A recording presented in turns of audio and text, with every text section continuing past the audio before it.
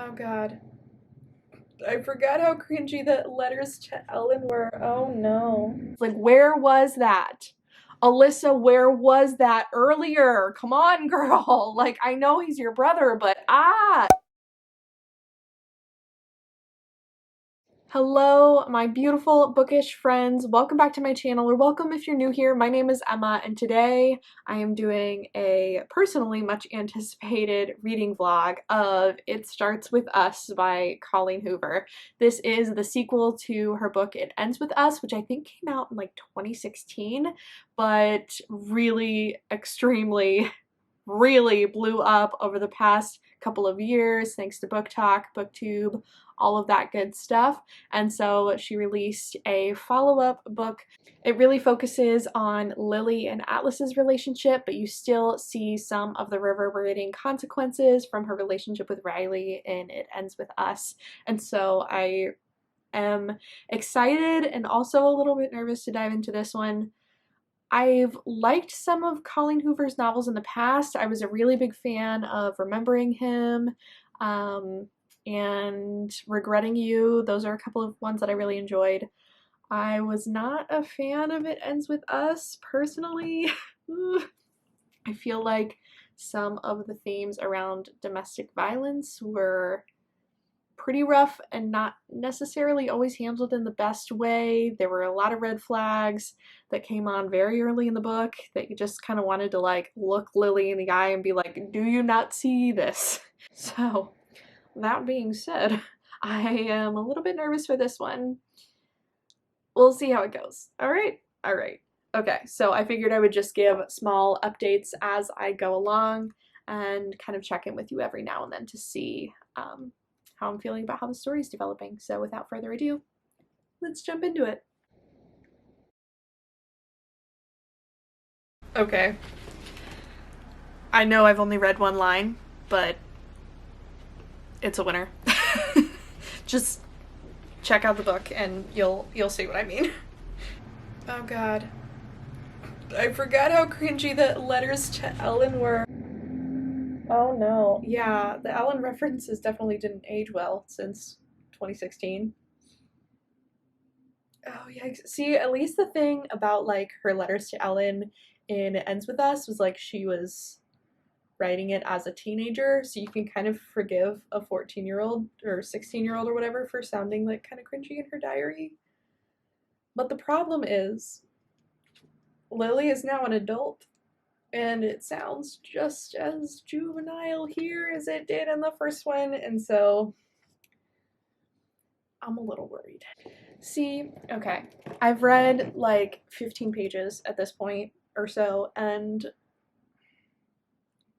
I want to like certain parts. I feel like it's suffering from second book syndrome in the sense that even though people are kind of expected to have read the first one before they jump into this book, they're still playing a whole lot of catch up in the first few pages, trying to get people back up to speed with like who characters are, what their connections are to each other, what some of the backstory is, and I don't know, it just feels like all like just like info dumping, like exposition just spewing all over the place. it's it's a lot. Ugh. Okay, well, hopefully once that calms down and we actually jump into like a little bit more of a story, it'll feel like it's going somewhere, but the first couple chapters are not my favorite. I might stand corrected. I am about 58 pages in, and Atlas's character is getting such a chance to shine, which he didn't in the first one, and like, I don't know, y'all. He's pretty perfect. I was a little bit worried after the first 20 or 30 pages because, like I said, it was like a lot of info dumping. I never was like a gigantic fan of Lily's character, but the way that she interacts with Atlas now as an adult it's real cute. So I am officially digging this book real hard. Oh, and also Theo's character, which is the son of someone that works at the restaurant with Atlas, so cute. I love that kid. Like, it's such a fun little cute side character, because again, after reading It Ends With Us, I have kind of mixed feelings about the whole Alyssa thing, because of the way that she kind of handled Riley's actions in the first book. So I have trouble feeling too close to her as a side character, but y'all, Theo is adorable, okay? Everything to do with Atlas's character so far, I'm just like in love with. So, all right, let's keep going. Hey everybody, it's the next day. I'm on page like 130 some now. Listen, like, Atlas is still cute. A couple of the side characters are still great, but at the same time, I'm trying to talk about this in a way that doesn't make fun of fan fiction, while also saying that it feels like Colleen Hoover let like her 8th grade niece or nephew like write some It Ends With Us fan fiction and decided to publish it, but I don't want to insult an 8th grader like that. So here we are. I don't know what it is. Like, I think maybe it's a mix of, there's so much inner dialogue happening in this book, and there's mixed perspectives, and all of their inner thoughts sound like the same person. Like, there's not really any distinction between the characters. That always gets me in a mixed POV book. And then just the actual writing style of those inner narrations just feels kind of juvenile, and so much telling and telling us things that's happening and they're feeling, and like all of these ways that they're reasoning through their thoughts. It just feels so forced and fake. It doesn't feel like legitimate from the heart emotions. Ugh, and like, it frustrates me because I know Colleen Hoover is capable of that. Like, remembering him, the whole like second half of the book, I was just in it. Like, I loved the way that you see the struggles and the characters of the different things that are pulling them in different directions. And then with this one, it just feels so underdeveloped. Like, it felt like she wrote the bones for the book and all of the emotions that they were supposed to be feeling, and then just never developed further. Never developed the characters to make them unique. I'm a struggle busting with this one. I don't know how I'm gonna be feeling about it by the end of the book, but like, a little bit of cute dialogue isn't necessarily going to redeem all of the really juvenile inner monologues that we keep getting faced with. So I'm a little disappointed so far, but we'll keep going. I obviously want to finish it, so I'll be back with another update after I've read a little bit more. Okay, so it's a little bit later. I'm further into the story. I really liked Atlas's character like early on in this book, but I feel like any conflict he's faced with, he's just like too perfect. And I know that in a rom-com, like, you love like a perfect hero and all of that, but nobody responds perfectly 100% of the time, and so I feel like it's kind of skipping over some conflict. Like, it's hard when a couple has great chemistry and then you never see them struggle between themselves for anything. Like, all of the conflict is external, but I think it can add a lot of interest when there's at least a little bit of internal conflict in a relationship, and we're not getting that here. So that's like a little bit boring a couple of pages, or a couple hundred pages into it. I also see like Colleen Hoover developing, you know, more of like an external plot that moves away from the 3 main characters. And I will say, like, that does add some dimension to the story. Like, you already know how it's all going to turn out though, so it doesn't feel super enthralling. Like, you're not like waiting with bated breath to see what happens. You're like, oh, okay, like, I can 100% see where this is going to go, and I guess we'll see how it plays out. But ultimately, like, I feel like I already know what's going to happen and what the ending is going to be. So honestly, I think I'm just going to power through it at this point and then give my thoughts at the end. And then after I give all of my spoiler-free thoughts, then I'll go ahead and do a more spoilery review of this book that you might want to watch after you've read it. So let's get back into it. All right, so I read it. It's done. Can I say it was an entirely positive reading experience? No, I cannot say that. I'm glad I read it just to kind of see what all the hype is about, but I can't say that I'd recommend it to anybody. So, okay, like the external plot and everything, it developed a little bit further, but like I said, it was like you could really see what was going to happen from a mile away. It wasn't a shock how it played out, it wasn't a surprise. It feels like it was thrown in there to have some more external conflict rather than just all the same characters that we got to know in It Ends With Us. And I liked one of the characters that was introduced, but it wasn't my favorite plot device ever, I have to say. It just, like, some of the quotes too, like it's Colleen Hoover trying to be relatable and quirky with today's audiences and the people that are reading her books, and it just, it's a little cringy. Like, there's this part on 123 where she has Lily talking about how inept she is at social media and technology, and it feels like, it's like, oh, I'm not like other girls. I know nothing about social media, even though I'm in my 20s. I know absolutely nothing about it. I should ask my mother for pointers. It's not unique. It's not cute. It just made me cringe, and I feel bad because, like, so many people love It Ends With Us and Colleen Hoover writing, and I really loved some books by her too, but, like, this ain't it. I don't know. The letter portions that we saw in It Ends With Us, like Lily's letters to Ellen, also a little bit cringe, but at least, like, a lot of it, she was like a teenager writing, and so you can understand a teenager in a tough situation needing to have some sort of outlet to, like, release her thoughts. A little bit different in It Starts With Us, but the same trend of, like, using letters to kind of move the plot along is very apparent in It Starts With Us, and I feel like it just takes care of moving a ton of plot and feelings forward without actually letting scenes develop by themselves. So there were many times where they were, like, saying, like, oh, we're gonna go to this event or somewhere, like some sort of external setting, and instead of letting that scene actually play out and letting readers get to experience that scene for themselves, you'd get, like, a paragraph about what happened, and we never get to see where they went, wouldn't get to see who they were with, what they were talking about, anything like that. It's just like, here's a paragraph explaining what happened. Okay, moving on. Like, I know I keep doing that, like, but there's so much frustration around the fact that there were so many moments where this plot could have been more interesting, and it felt like Colleen Hoover just kind of, like, skipped right over that in an effort to just be done.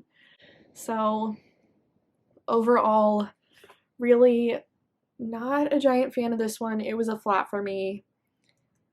Of course, I hope you guys all enjoy it, and I don't mean to color your view of it in any way. These are my personal opinions. Hopefully you can have your own individual reading experience with it and decide for yourselves, but ultimately, if you ask me, it's a big fat no. So with that being said, I think I will go ahead and cut to the spoiler part of the review. If you guys would like to stick around for that, I will have the timestamp right here as well as in the description, and I'll see you then. Thanks for hanging in there with me. Can't say it was a fun ride, but it was a ride nonetheless. So until next time, can't wait to read something that I enjoy a little bit more. Have a great day. Bye. Okay, everybody, so we are officially in the spoilery part of the video. If you don't want any spoilers, go ahead and click away now. Let's get into it. So, like, okay. There's obviously a problem with, I don't know if it's Riley or Ryle. Either way, I'm going to call him Riley because Ryle just doesn't, I don't know, it doesn't feel right. But I don't really have anything to say in defense of Riley's character. It's a hot mess from start to finish, but at least in It Ends With Us, there was a little bit of variation or some dynamic to his character, and that's completely gone in this one. Completely gone. Riley, the entire time, is manipulative and lying and abusive and straight up awful. There was not a single redeeming moment that he has throughout the entire book.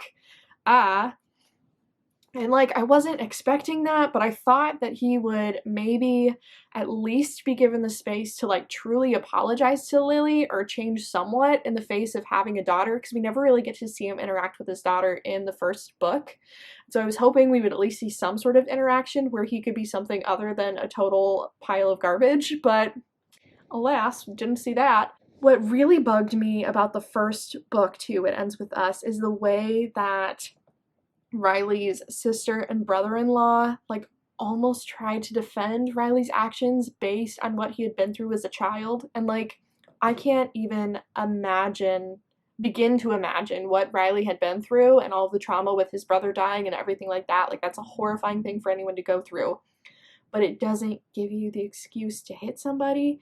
And I feel like in It Ends With Us, Alyssa and Mitchell's viewpoint on this wasn't there. Like, they were still trying to defend their brother, and I know it's their brother, but at the same time, like, if I knew that a family member of mine was abusing somebody else, like, no, not gonna happen. Immediately a no. That's just a really hard one for me to wrap my head around, and the fact that Lily is still really okay with them after this, even though they still tried to defend their brother in a lot of this. Like, no, I don't see it. I don't resonate with it. That doesn't work for me. There was a scene with Lily and Mitchell alone in a hallway where Lily is like crying after something happens with Riley, and then she and Mitchell are talking about it, and Mitchell does finally kind of have a conversation where he's like, he talks about how Alyssa had actually cheated on them when they were teenagers and how angry that made him, and he had a lot of really negative thoughts, some unkind thoughts about Alyssa, but he was like, I never in a million years would have thought about laying my hands on her. And it's like, yes, like, those are the points that we needed to see more in It Ends With Us. Like, it's, And then finally, at the very end of the book, after Riley has been a complete pile of garbage the entire time and threatening towards Lily and just a general piece of crap, he finally has that sit-down moment with his sister Alyssa and his brother and even his mother there. And finally, after all of this abuse has been happening for what seems like forever, Alyssa truly stands up to her brother and is like, no, like, if you are going to be acting this way towards Lily, then I support her. I will help her pay for a lawyer, all of those things. Like, where was that? Alyssa, where was that earlier? Come on, girl. Like, I know he's your brother, but if you were really best friends with this person and she's been in an abusive relationship, like, I'm sorry, but that needed to happen in the first book, let alone that far into the second book. Like, there was so much behavior that went unchecked before all of this happened that it's just, that really didn't sit well with me at all. And like, I know I mentioned this in the non-spoilery part of the review, why did Lily and Alice have to write so many letters to each other back and forth?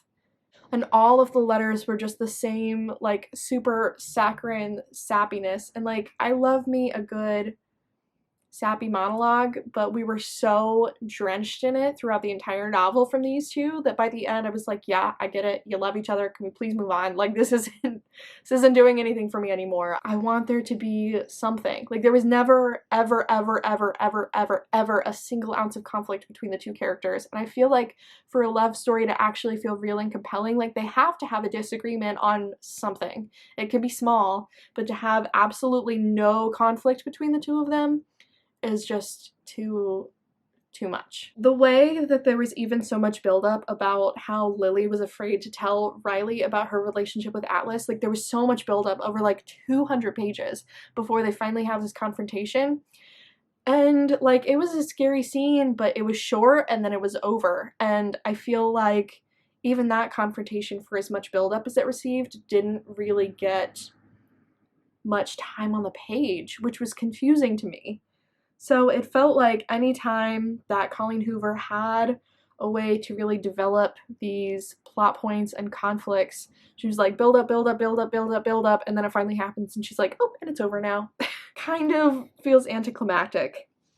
So then diving into the external plot story where Atlas finally finds out that he has a 12-year-old brother, I feel like Colleen Hoover realized that she needed some more background information on Atlas because he just somehow was homeless, popped up out of nowhere, and is this like perfectly amazing guy. So you're like, well, how did he end up like this? Like, what is his actual backstory? And him explaining to Lily what happened in his childhood like, that backstory was helpful, but again, she, like, threw it in a letter, and so we just get info dumped on all the stuff at the same time, where I feel like some of those plot lines could have come out in a different way. And even, like, when Lily finally met his mother, maybe he sits her down then and explains some of the things that he went through. Like, I feel like that would have been more powerful than just throwing it all in this letter and then Lily reading it and crying like she does after she reads every single letter that Atlas writes her. Lily cries a lot. So that part just really didn't resonate for me. I did like Josh's character. I like how the relationship develops between Atlas and Josh, and I love Josh and Thea's relationship too. I think that those are definitely some high moments in this, like, external plot line.